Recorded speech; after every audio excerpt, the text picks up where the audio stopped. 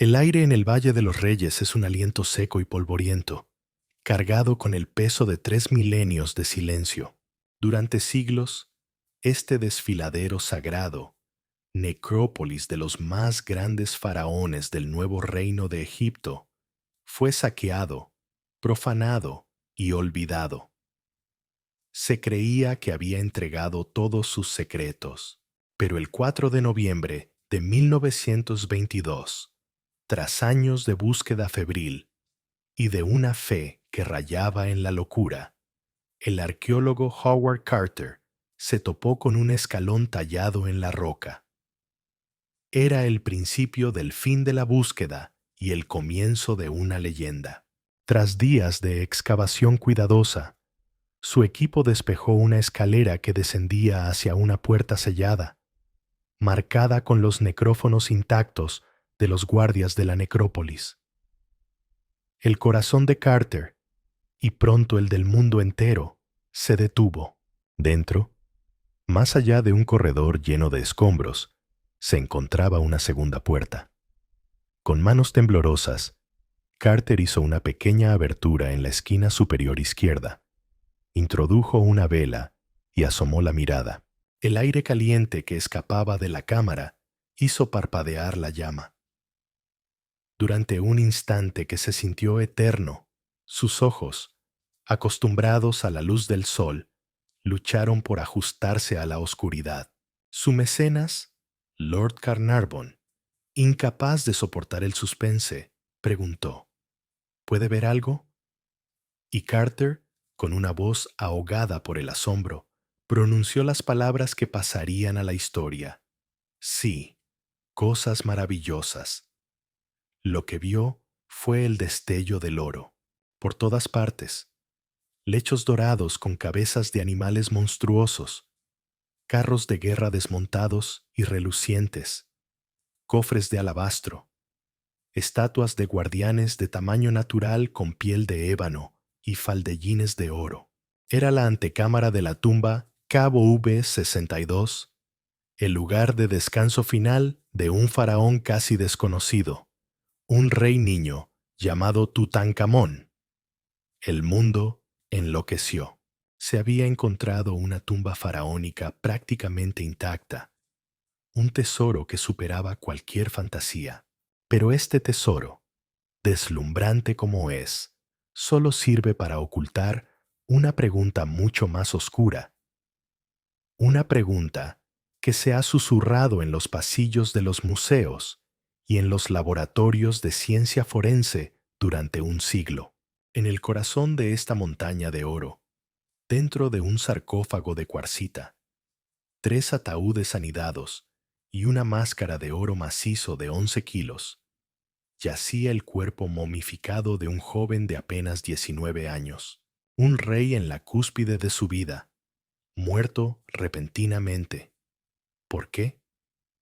La primera autopsia en 1925 reveló poco, pero una radiografía en 1968 encendió la mecha de la controversia.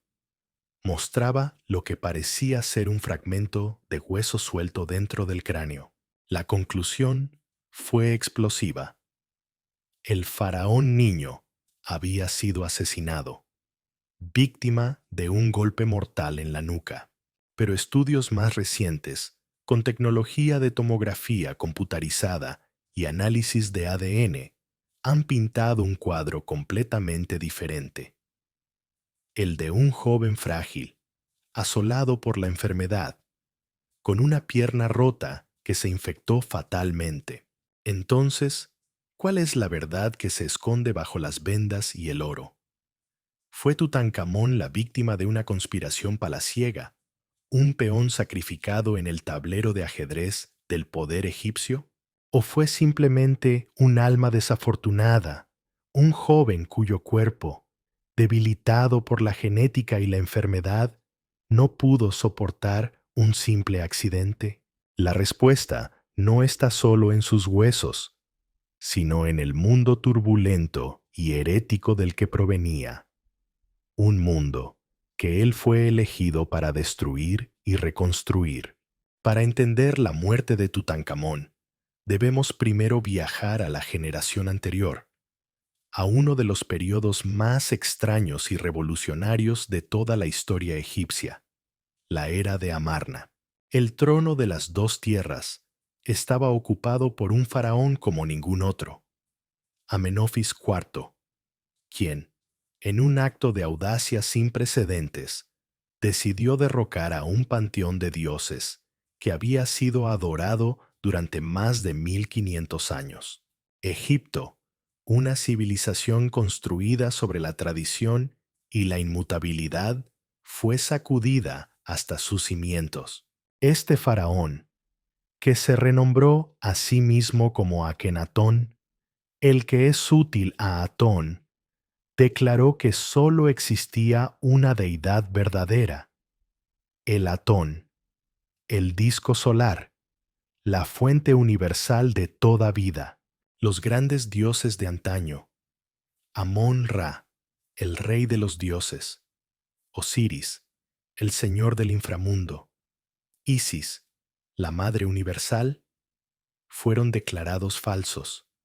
Sus templos fueron cerrados, sus estatuas destruidas, sus nombres borrados de los monumentos. El poder del clero de Amón en Tebas, que se había vuelto inmensamente rico e influyente, fue aniquilado de un solo golpe. Akenatón no solo fue un revolucionario religioso, lo fue en todos los aspectos. Abandonó la capital tradicional de Tebas y construyó una nueva ciudad en medio del desierto, un lugar virgen llamado Ajetatón, el horizonte de Atón, hoy conocido como Amarna. Allí, junto a su legendaria y hermosa esposa, Nefertiti, presidió una corte que desafiaba todas las convenciones. El arte de Amarna es impactante. Rompió con el idealismo rígido y formal del arte egipcio tradicional. Akenatón y su familia eran representados con un naturalismo casi grotesco. Cráneos alargados, vientres protuberantes, caderas anchas y labios gruesos. Se mostraban en escenas de una intimidad nunca antes vista, besando a sus hijas, comiendo, de luto. Era una ruptura total con el pasado. En medio de este torbellino teológico y cultural, nació un príncipe, Tutankamón, la imagen viviente de Atón. Su linaje exacto fue un misterio durante milenios. ¿Era hijo de Akenatón y Nefertiti? ¿O de Akenatón y una esposa secundaria, quizás una mujer llamada Quilla? Recientes análisis de ADN realizados sobre las momias reales han revelado una verdad impactante y, para los antiguos egipcios, profundamente problemática. Tutankamón fue el producto de una unión incestuosa. Su padre era, en efecto, Akenatón. Su madre no era Nefertiti, sino una de las hermanas de Akenatón, cuya momia, conocida como la Dama Joven, fue encontrada en la tumba KV-35. Esta práctica de incesto real, común en la dinastía 18 para mantener la pureza de la sangre divina, tuvo consecuencias genéticas devastadoras, un hecho que marcaría la corta y dolorosa vida del futuro faraón. Creció en la ciudad de Amarna, un mundo artificial de adoración al sol, aislado de las tradiciones y del resto de Egipto. Pero el sueño de Akenatón era una burbuja a punto de estallar. En el resto del país, el resentimiento hervía. El pueblo se sentía abandonado por sus dioses. El ejército, liderado por un general pragmático y ambicioso llamado Horemheb, veía con alarma cómo el imperio en Siria y Canaán se desmoronaba por la negligencia de un faraón absorto en su teología. Y en la sombra, un viejo y astuto cortesano, un hombre llamado Ai, que había servido a la familia real durante décadas y que posiblemente era el padre de Nefertiti, observaba y esperaba. Tras 17 años de reinado, Akenatón murió. Le sucedió una figura misteriosa, quizás Nefertiti, gobernando como faraón bajo otro nombre, pero su reinado fue efímero. El experimento de Amarna había fracasado. El poder real, el clero despojado, el ejército frustrado y la vieja burocracia necesitaba un retorno al orden. Y para ello necesitaban un faraón maleable, un símbolo a través del cual pudieran efectuar esta contrarrevolución. Su elección recayó en el único heredero varón disponible, el niño Tutankatón, de apenas 9 años. Su ascenso al trono no fue una celebración de poder, sino la colocación de un peón en un juego mortal. Los hombres que lo coronaron, Ay y Horemheb, se convirtieron en sus regentes, sus tutores, sus protectores y, en última instancia, sus carceleros. Fue su muerte, una década después, el resultado final y lógico de ser una marioneta en manos de hombres que ansiaban el trono para sí mismos? La respuesta a esa pregunta comienza con el primer acto de su reinado, la aniquilación total del legado de su padre.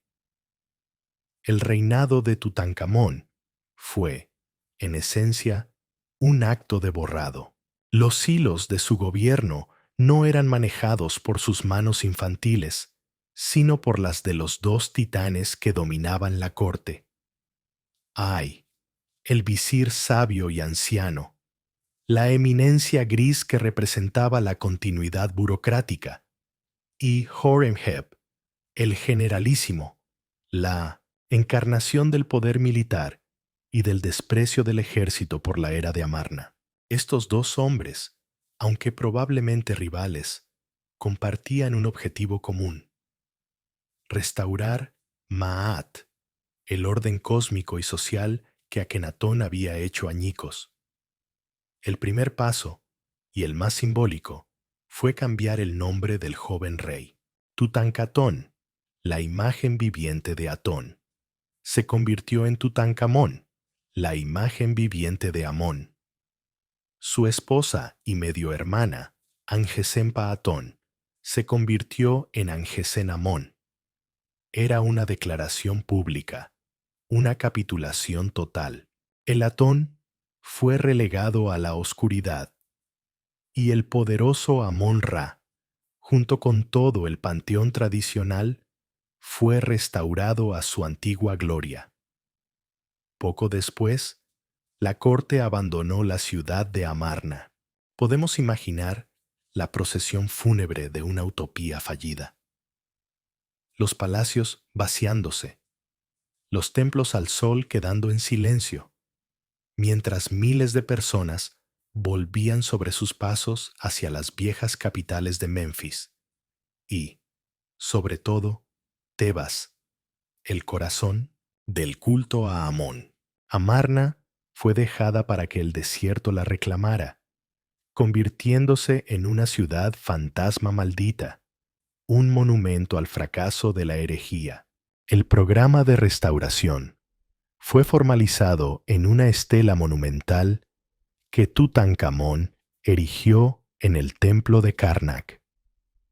El texto, sin duda escrito por sus consejeros, es una pieza de propaganda magistral. Describe el estado del reino que heredó en los términos más sombríos.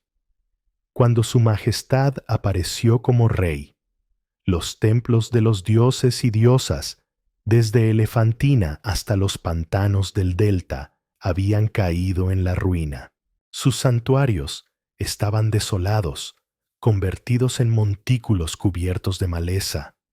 El país estaba sumido en el caos, y los dioses habían dado la espalda a esta tierra. Si alguien rezaba a un dios para pedirle algo, nunca respondía. Luego, La estela describe las acciones del nuevo faraón. Reabrió los templos, encargó nuevas estatuas para los dioses con el oro más fino, duplicó las ofrendas y nombró nuevos sacerdotes. Fue una restauración completa, un intento de hacer las paces con los poderes divinos ofendidos. Pero, ¿cuál era el papel real de Tutankamón en todo esto? Probablemente el de un espectador sagrado. Lo vemos en las innumerables representaciones artísticas de su reinado. Un joven realizando rituales, haciendo ofrendas, presidiendo ceremonias. Era la cara pública del cambio, el recipiente divino a través del cual la restauración se hacía legítima. Su vida cotidiana estaría dictada por el ciclo de festivales religiosos y deberes ceremoniales. Pero las decisiones políticas reales, las estrategias militares en Nubia y el Levante, y la gestión de la tesorería del Estado estaban firmemente en manos de Ay y Horemheb. Su vida personal también estuvo marcada por la tragedia y la presión dinástica. Su matrimonio con Angesenamón no era solo una unión de afecto, sino un deber imperativo para producir un heredero y asegurar la continuidad de la línea real. La evidencia de su tumba nos cuenta una historia desgarradora. En una pequeña caja de madera se encontraron 2 diminutos ataúdes que contenían los cuerpos momificados de 2 bebés, ambas niñas, nacidas prematuramente, una a los 5 meses de gestación, la otra a los 7 u 8. Sus hijas. La incapacidad de la pareja real para producir un heredero vivo debió de ser una fuente de inmensa angustia personal y de una creciente crisis política. Sin un sucesor claro, ¿qué pasaría cuando el joven rey muriera? Esta pregunta debió de pesar enormemente en la corte, y especialmente en las mentes de Ay y Horemheb, quienes se veían a sí mismos como los sucesores lógicos. En este contexto, la salud del propio faraón se convierte en un factor político crucial. Si Tutankamón era un joven sano y robusto, sus regentes podían esperar pacientemente. Pero si era frágil y enfermizo, el reloj comenzaba a correr más rápido, y la tentación de acelerar la sucesión podría haberse vuelto irresistible. Aquí es donde la investigación forense moderna comienza a arrojar una luz escalofriante sobre la espiral descendente de su vida. El análisis de su momia revela que el rey dorado era, en realidad, un joven plagado de dolencias. La endogamia de sus padres había dejado una herencia terrible. Tenía una fisura en el paladar, una forma leve de labio leporino. Sufría de escoliosis, una curvatura de la columna vertebral. Y lo más significativo, tenía una deformidad severa en el pie izquierdo, un pie sambo, o talipes equinovarus, combinado con una necrosis ósea, enfermedad de Köhler, en el segundo y tercer metatarsiano, lo que significa que los huesos de su pie estaban muriendo, volviéndose frágiles y dolorosos. Esto no es una especulación. Es la razón por la que en su tumba se encontraron más de 130 bastones y callados, muchos de ellos mostrando claros signos de uso. Tutankamón no podía caminar sin ayuda. La imagen icónica del faraón poderoso, cazando leones desde su carro de guerra, era pura ficción propagandística.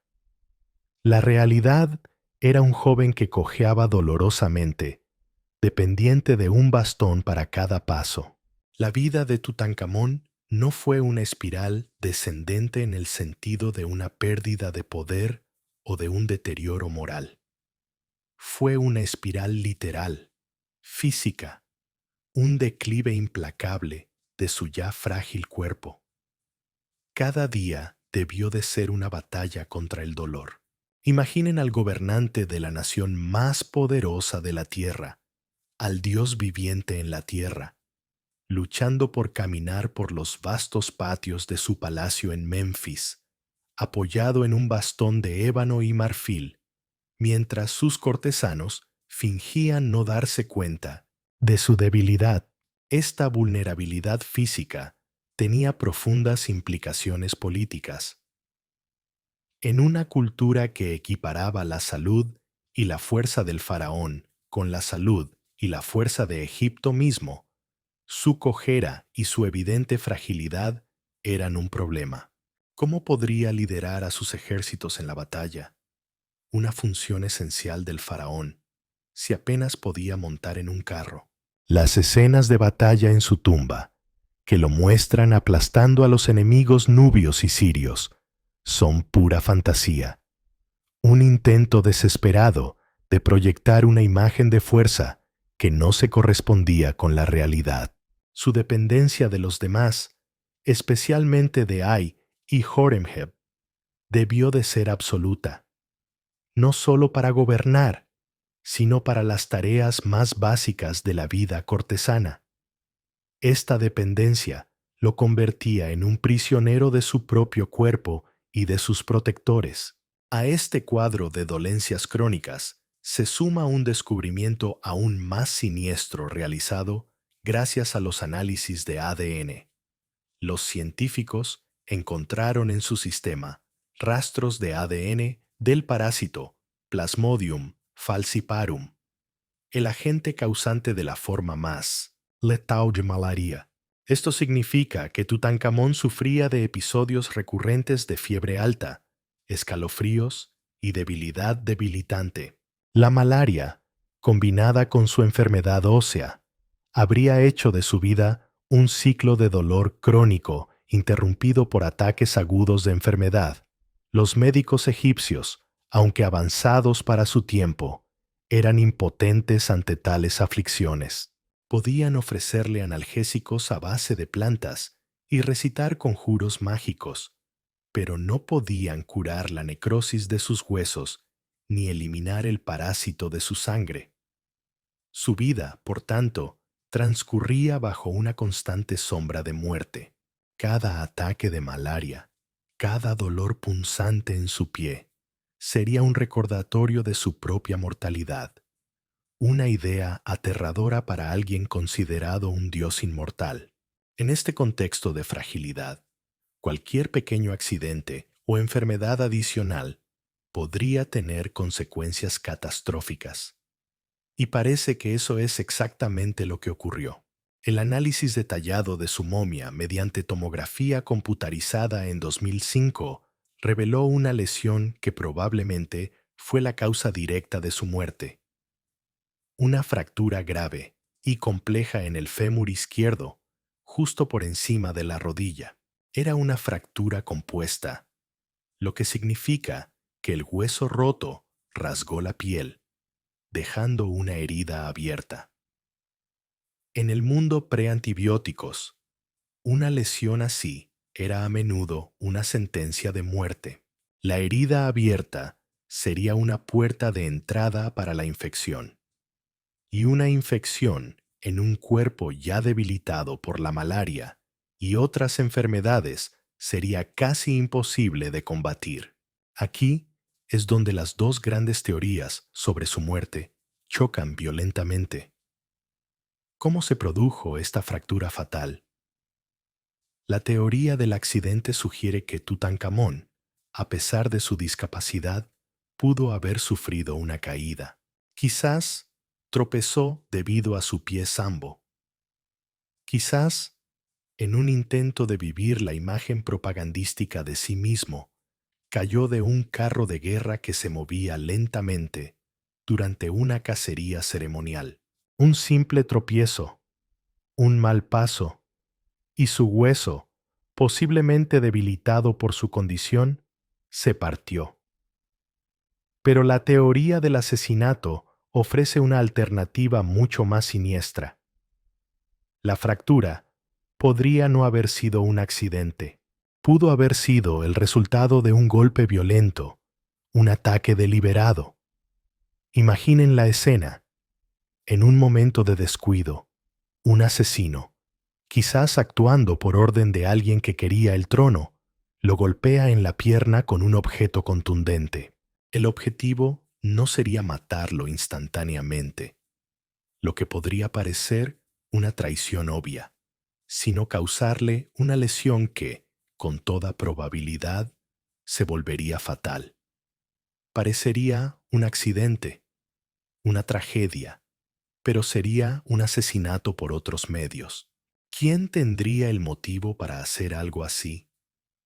Los sospechosos principales son los mismos hombres que lo rodeaban, Ay y Horemheb. Tutankamón se acercaba a los 20 años. Pronto podría haber reclamado su plena autoridad. Podría haber tenido un hijo, asegurando su propia línea dinástica y dejando a Ay y Horemheb fuera del poder para siempre.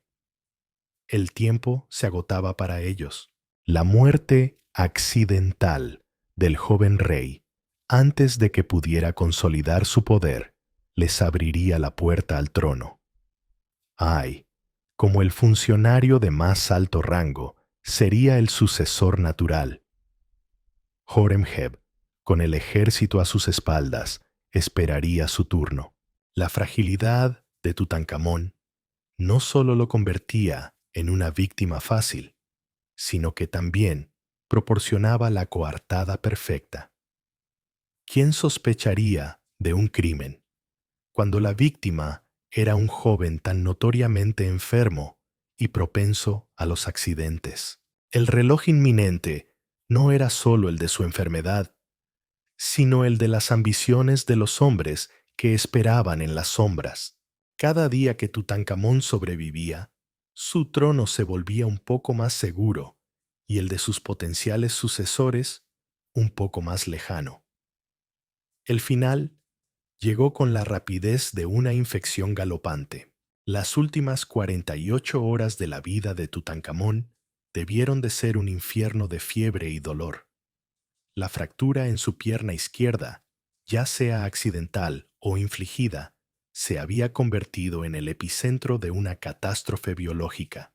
El área alrededor de la herida abierta se habría hinchado, enrojecido y vuelto insoportablemente sensible al tacto. El pus se acumularía, una señal de que su cuerpo estaba perdiendo la batalla contra las bacterias invasoras. La infección no se habría quedado en la pierna. Se habría extendido al torrente sanguíneo, una condición que hoy llamamos sepsis. Su cuerpo, ya comprometido por la malaria, no tendría defensas. La fiebre, que ya sufría de forma intermitente, se habría disparado a niveles peligrosos, provocando delirio y confusión. El Dios viviente en la tierra yacería en sus aposentos del palacio de Memphis, temblando incontrolablemente, su mente vagando entre la realidad y las pesadillas febriles. Podemos imaginar la escena en la alcoba real, el aire denso por el humo del incienso kifi, quemado para purificar el ambiente y aplacar a los dioses. Los sacerdotes médicos, con sus cabezas rapadas y túnicas de lino blanco, aplicando ungüentos y vendajes que no servían de nada, mientras recitaban letanías del Libro de los Muertos para ahuyentar a los demonios de la enfermedad. Su joven esposa, Angesenamón, estaría a su lado, impotente, viendo cómo el amor de su vida y su rey se consumía. Y en la periferia, observando con rostros solemnes y quizás con una impaciencia apenas disimulada, estarían Ay y Horemheb. ¿Había últimas palabras? La historia no registra ninguna.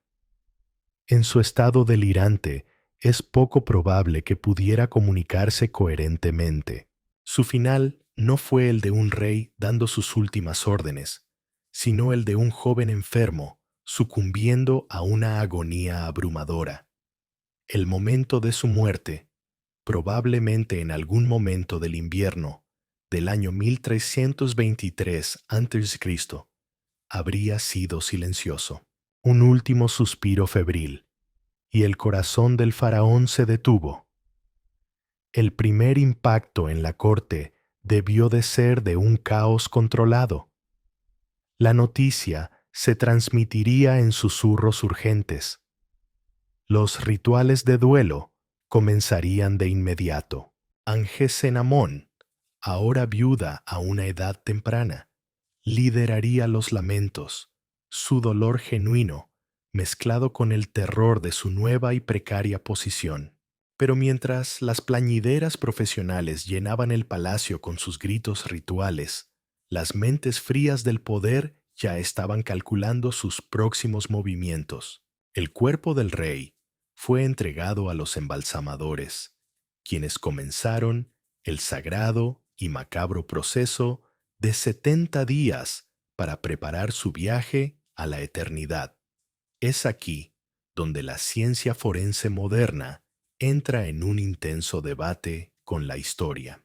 La teoría del asesinato, aunque ha perdido fuerza, merece ser examinada como lo haría un detective.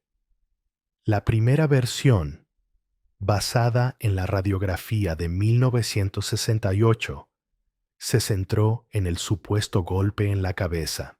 Los defensores de esta teoría imaginaban un asesino acercándose por detrás y asestando un golpe fatal con una maza. Ay y Horemheb serían los instigadores.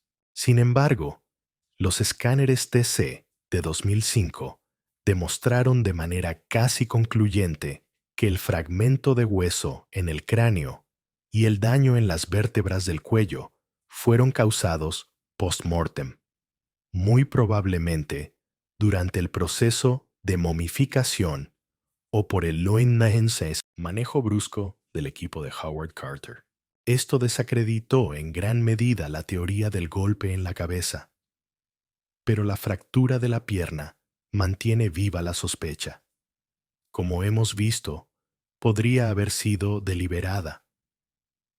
El asesino no necesitaría ser un experto. Un solo golpe bien dirigido a la pierna de un joven que apenas podía mantenerse en pie sería suficiente. La muerte por infección, días después, enturbiaría las aguas y haría que pareciera una desafortunada consecuencia de la debilidad inherente del rey. Por otro lado, la teoría de la muerte natural o accidental tiene un peso científico considerable.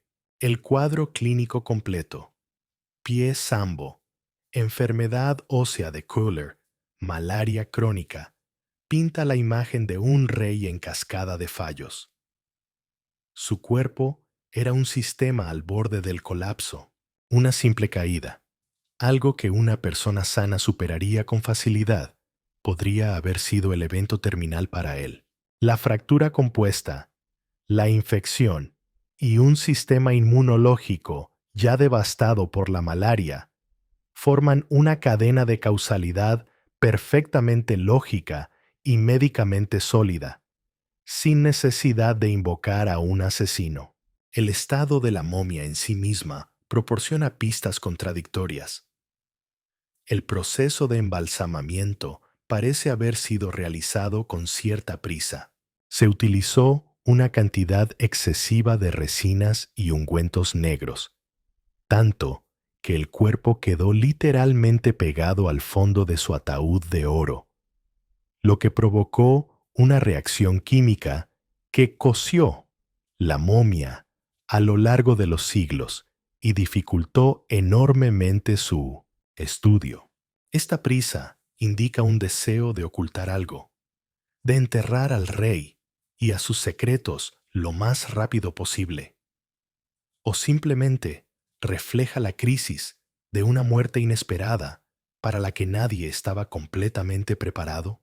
Quizás la verdad se encuentra en una combinación de ambas teorías.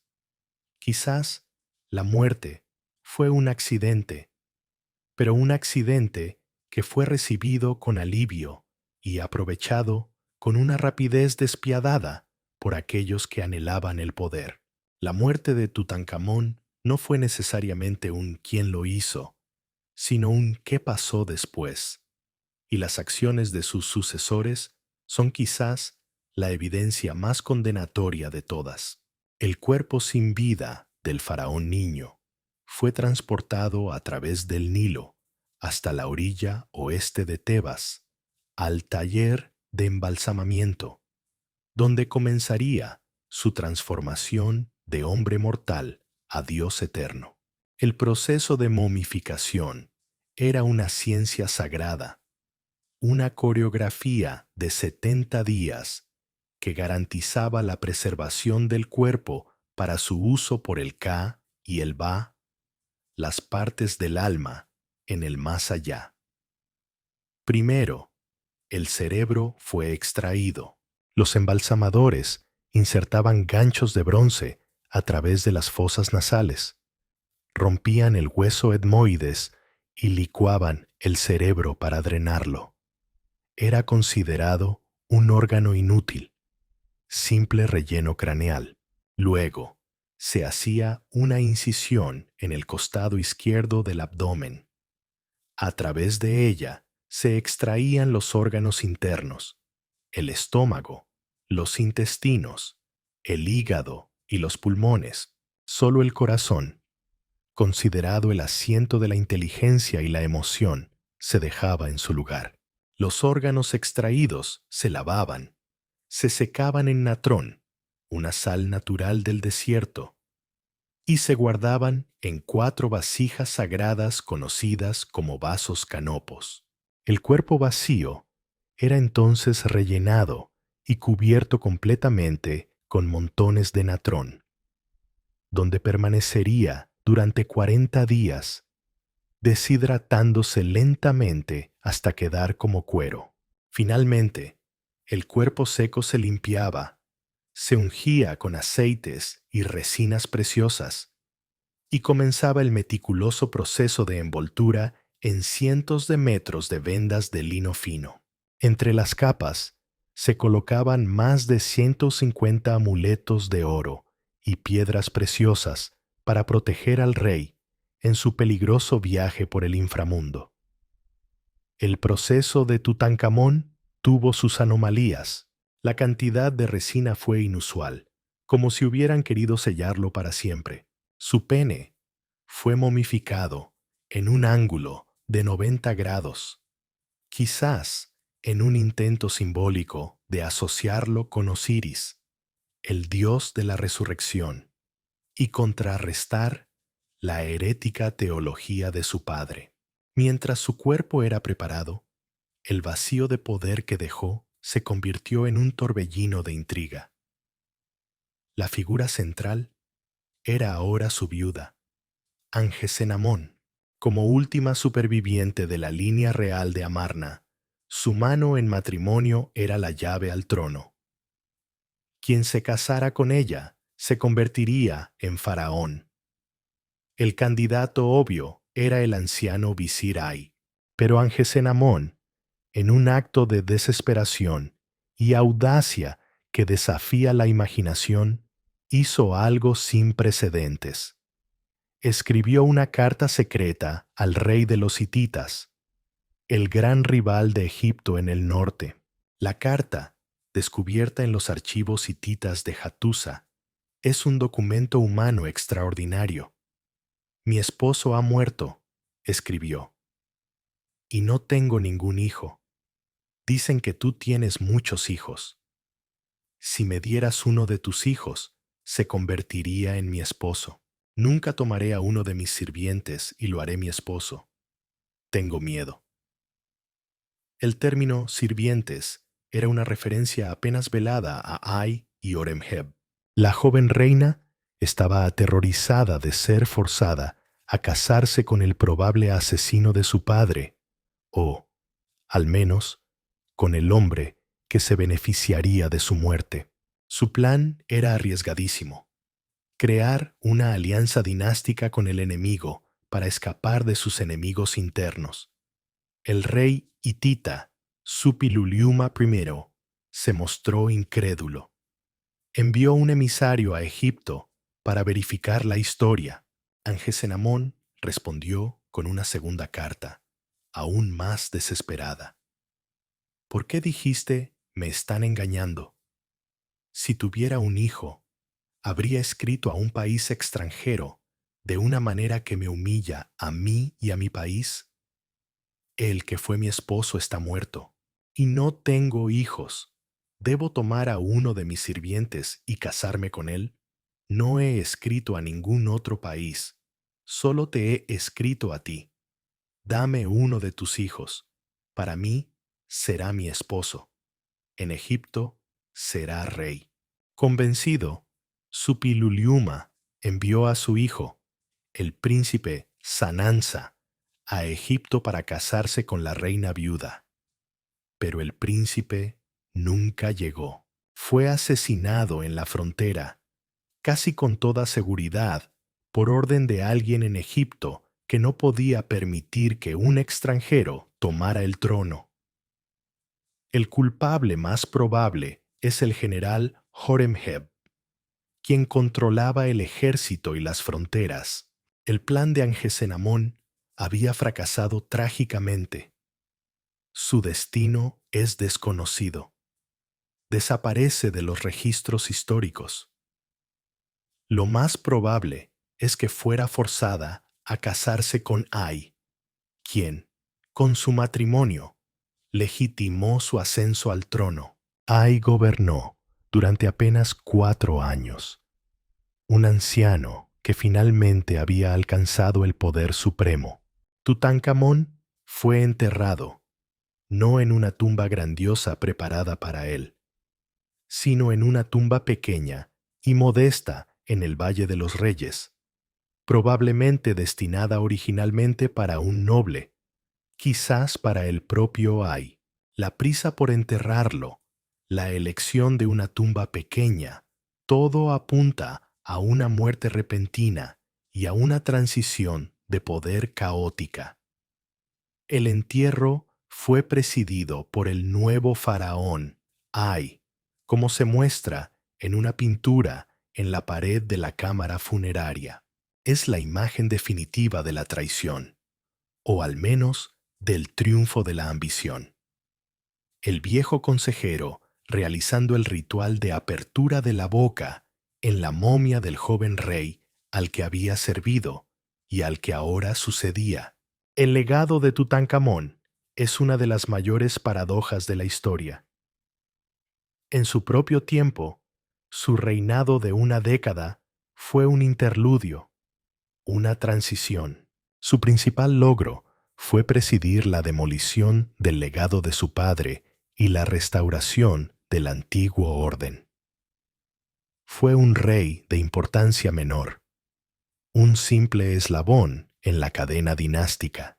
Tras la muerte de Ay, el general Horemheb finalmente tomó el poder que tanto había deseado, y Horemheb, decidido a establecer su propia dinastía y a borrar la mancha de la herejía de Amarna para siempre, inició una campaña de damnatio memoriae, condena de la memoria, contra Akenatón, Nefertiti, Ay y el propio Tutankamón. Sus nombres fueron borrados de las listas de reyes. Sus monumentos fueron usurpados, sus cartuchos borrados y reemplazados por el de Horemheb. Fue un intento de eliminarlos de la historia, de hacer como si nunca hubieran existido. Y, por un tiempo asombrosamente largo, funcionó. Tutankamón fue olvidado. Este acto de borrado fue, irónicamente, su salvación. Como era un faraón menor y olvidado, la ubicación de su tumba se perdió en la memoria. Los constructores de la tumba posterior de Ramsés VI, en el siglo XII a.C., construyeron las cabañas de sus obreros